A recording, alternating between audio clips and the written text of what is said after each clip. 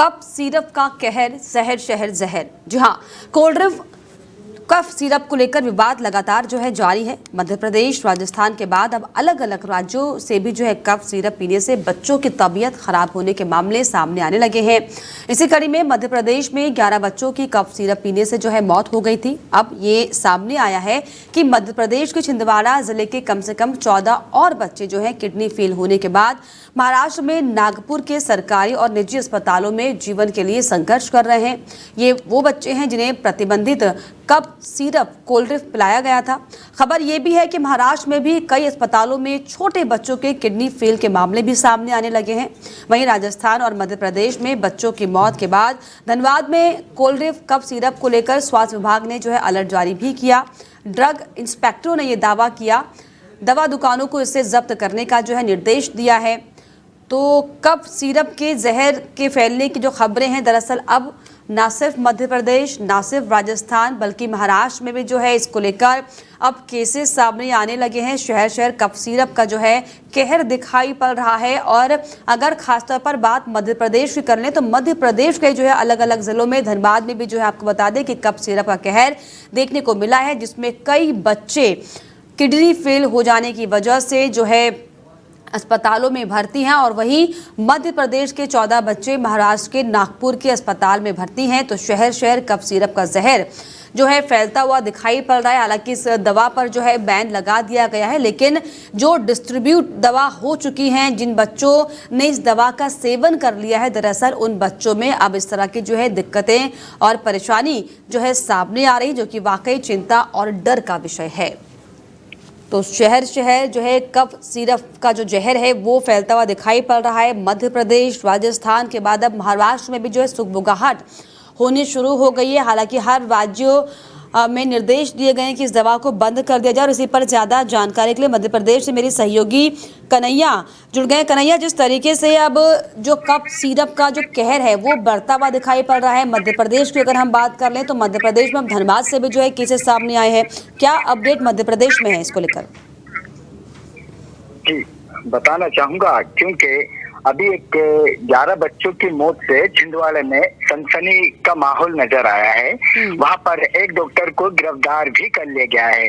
तमिलनाडु सरकार ने भी जांच किया था, वहां पर भारत सरकार द्वारा भी जांच के आदेश दिए गए थे और वहां पर डॉक्टर को गिरफ्तार करके उन पर कड़ा एक्शन लिया जा रहा है। और आज एमपी सीएम वहां पर पहुंचेंगे, क्योंकि आज एमपी सीएम का आज जबलपुर का दौरा था, पर उनको निरस्त करने के बाद वहां पर आज छिंदवाड़ा पहुंचेंगे और पीड़ितों के परिवार से आज मुलाकात करेंगे।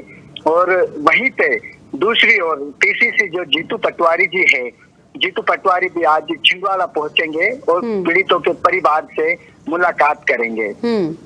हालांकि विपक्ष के नेता भी अब लगातार पीड़ितों के परिवार से मुलाकात कर रहे हैं। सरकार भी इसको लेकर एक्शन में दिखाई पड़ रही है, लेकिन ये जो मामले बढ़ रहे हैं इसको कैसे रोका जाए? क्योंकि जो डिस्ट्रीब्यूट दवाएं हो चुकी हैं, अब उन दवाओं का बच्चे जो सेवन कर चुके हैं उनके केसेस भी सामने आ रहे हैं।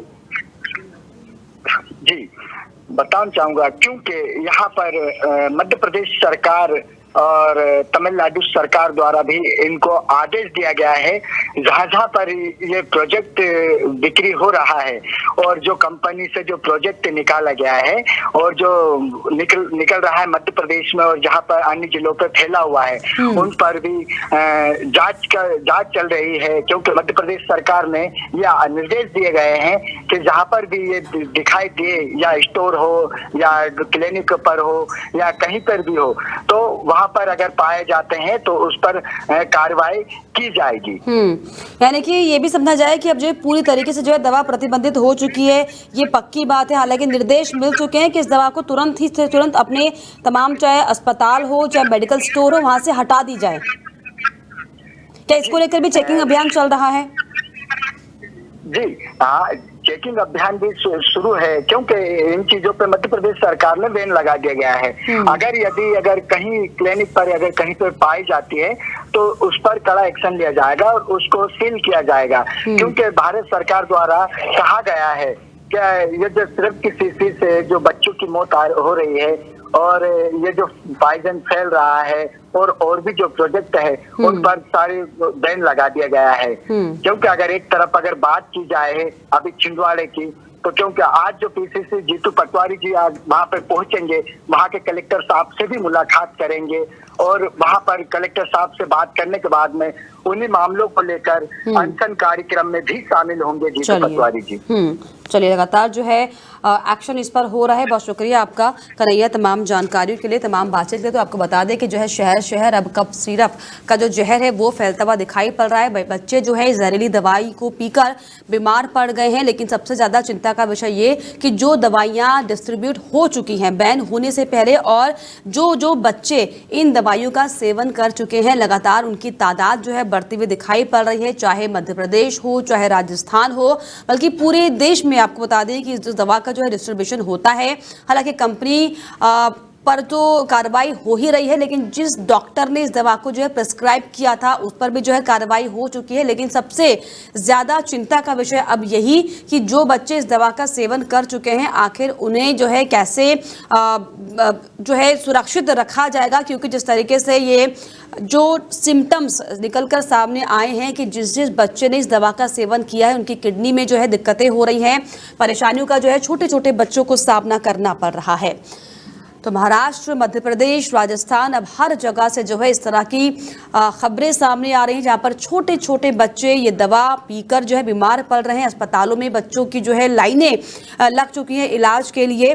और इसी पर ज़्यादा जानकारी के लिए महाराष्ट्र से मेरे सहयोगी अनिल मेरे साथ जुड़ गए, अनिल सिंह चौहान जुड़ गए। अनिल, जिस तरीके से मध्य प्रदेश, राजस्थान तक ही अब तक ये मामला था, लेकिन अब ये भी खबर सामने आ रही है कि महाराष्ट्र के नागपुर में भी कई बच्चे अस्पताल में भर्ती हैं। क्या मध्य प्रदेश से वो बच्चे आए हैं या फिर महाराष्ट्र में भी इस तरह के केसेस अब सामने आ रहे हैं? देखिए, जहरीला कफ सिरप जो है अभी मध्य प्रदेश में 11 बच्चों की फिलहाल में अभी मौत हो चुकी है और महाराष्ट्र में भी अभी 3 लोगों की खबर सामने आ रही है। और इसी को लेकर महाराष्ट्र ने अभी कफ सिरप पर बैन लगा दिया है और आगे की जांच अभी जारी है। और आगे देखना पड़ेगा कि महाराष्ट्र में इसकी संख्या बढ़ती है या कम होती है, ये देखना अभी बहुत जरूरी है। अनिल, ऐसे में ये भी बहुत गंभीर विषय है कि महाराष्ट्र के किस इलाके से, किस जगह से जो है ये 3 बच्चों का आंकड़ा सामने आया है, और जो 14 बच्चे नागपुर के अस्पताल में भर्ती हैं उनको लेकर क्या डॉक्टर्स कह रहे हैं? और अब महाराष्ट्र में जो है स्वास्थ्य महकमा किस तरीके से काम कर रहा है? क्योंकि ये दवाइयाँ तो बढ़ चुकी हैं, लेकिन अब जो केसेस आ रहे हैं इनसे स्वास्थ्य विभाग कैसे निपटेगा? देखिए, नागपुर में जो अभी अस्पताल में जो बच्चे 14 बच्चे की जानकारी अभी फिलहाल में मिल चुकी है। 14 बच्चे को लेकर डॉक्टर का उनका इलाज चालू है। और जो कफ सिरप दवाई है वो दवा पर तो पूरी तरह से अभी सरकार ने बैन लगा दिया है और आगे की जांच पूरी अभी डॉक्टर लोग कर रहे हैं। और डॉक्टर लोगों का कहना है कि जो कफ सिरप है, कफ सिरप पर अभी जो बैन लगा दिया है, तो ये जो औषध है ये पूरी तरह से अभी महाराष्ट्र में बैन लग चुका है और पूरे बच्चे पर अभी डॉक्टर लोग इलाज कर रहे हैं और 14 बच्चे अभी स्वास्थ्य के लिए अच्छे बताए जा रहे हैं। चलिए, फिलहाल जो है डॉक्टर्स की टीम लगी हुई है और ये पूरी कोशिश की जा रही है कि दवा जो है अब कोई भी बच्चा इसका गलती से भी सेवन ना करने पाए। बहुत शुक्रिया आपका अनिल, तमाम जानकारियों के लिए, तमाम बातचीत के लिए। तो कफ सिरप का जो जहर है वो दरअसल देखिए महाराष्ट्र में भी 3 केसेस सामने आए। हालांकि जो 14 बच्चे अस्पताल में नागपुर के भर्ती हैं वो बच्चे हैं जो मध्य प्रदेश से यहाँ पर लाए गए हैं इलाज के लिए। लेकिन चिंता का विषय ये भी कि महाराष्ट्र में भी जो है 3 बच्चों में इस कफ सिरप को पीने से बीमार होने की पुष्टि साफ तौर पर हुई है। डॉक्टर्स पूरी कोशिश कर रहे हैं कि जो छोटे छोटे मासूम बच्चे हैं किसी भी तरीके से ये दवा जो है जहर अपना बच्चों में ना फैला पाए, इसको लेकर पूरी कोशिश हो रही है। लेकिन ये वाकई बहुत ज़्यादा चिंता का और गंभीर विषय इसीलिए क्योंकि कई बच्चे इसका जो है सेवन कर चुके हैं और जिससे जो है अब नई नई बीमारियां, किडनी फेल होने जैसी समस्याएं जो है सामने आ रही हैं। और इसी पर ज्यादा बातचीत के लिए मेरे साथ बाल रोग विशेषज्ञ वीएन त्रिपाठी जी जुड़ गए। त्रिपाठी जी, बहुत बहुत स्वागत मैं करना चाहूंगी आपका डेली 24 भारत पर। सबसे पहले जी बिल्कुल त्रिपाठी जी, जिस तरीके से ये खबरें सामने आ रही हैं, मध्य प्रदेश से राजस्थान पहुंचा ये कहर, अब महाराष्ट्र में भी आप सोचिए केसेस सामने आ रहे हैं, यानी कि ये जो बच्चों में ये कप सिरप पीने के बाद जो जहर फैल रहा है, सबसे ज्यादा खतरनाक ये कि जो बच्चे सिरप पी चुके हैं अब वो केसेस भी सामने आ रहे हैं। दवा तो बैन हो गई, लेकिन अब इन केसेस को कैसे स्वास्थ्य विभाग के जो महकमा है वो रोक पाएगा? जी मैडम, देखिए अभी हमें पूरा ये नहीं मालूम है कि कंपोजिशन क्या था। हाँ। इसके बाद बच्चों को बीमारी थी क्या थी, निमोनिया थी कि नहीं, साथ में या उनके और ऑर्गन सिस्टम के बारे में कोई जानकारी मुझे नहीं है।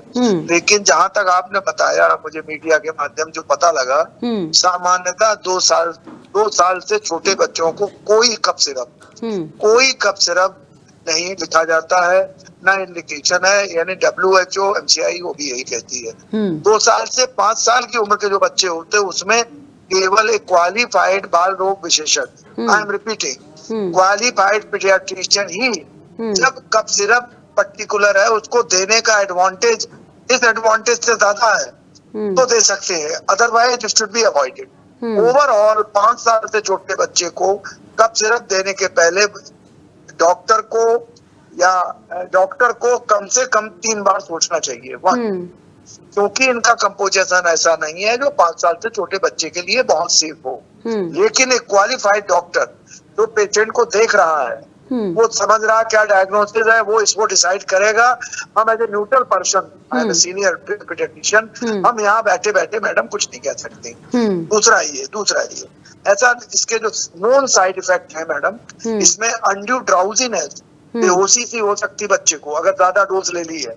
नॉर्मल डोज में इसमें उलझन हो सकती है, चिड़चिड़ापन हो सकता है बच्चे को, सुस्त हो सकता है, बिल्कुल उल्टी या डायरिया भी हो सकता है। नॉर्मल साइड इफेक्ट जो बता रहे हैं आपको। लेकिन डेथ ऐसी जो चीज है ये अनकॉमन है, बहुत ही क्या कहें, जिससे कि इसको अभी तक सुना नहीं है। अगर सही कंपोजिशन में सही उसमें तत्व है। लेकिन छोटे बच्चों को मैं कह रहा हूँ, क्योंकि आपके पास एक अच्छा खासा अनुभव है, आप लोग खुद डायरेक्ट जो है बच्चों को डील करते हैं, बच्चों को दवा लिखते हैं, प्रिस्क्राइब करते हैं। अभी जो केस सामने आया इसको लेकर आप क्या कहेंगे? ये किसकी गलती समझी जाए? क्या ये जो ड्रग कंपनीज हैं वो किसी भी तरीके से तमाम मानकों को भूलकर इस तरह के ड्रग को क्रिएट कर देती हैं, या फिर डॉक्टर्स जो हैं, जो निजी अस्पताल हैं, क्या उनका जो है कमाई का लालच बढ़ गया कि इस तरह की दवाइयों को जो प्रिस्क्राइब किया जा रहा है? आप इसको कैसे देख रहे हैं, किसकी यहाँ पर गलती मान रहे हैं as an doctor, as a बाल रोग विशेषज्ञ?